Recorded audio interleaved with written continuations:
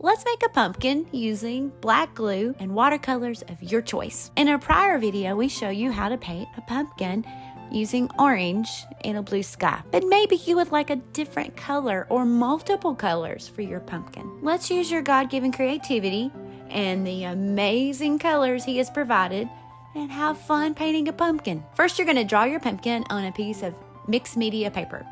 Then, go over all your lines with black glue. That's just black acrylic paint mixed with school glue.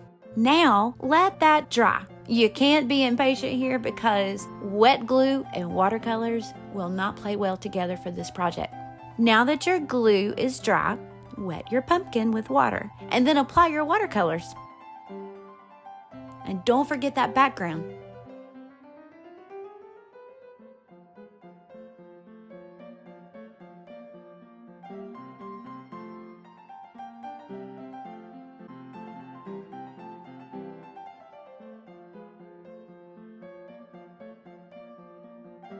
Here's a side-by-side, kind of normal and creative colors.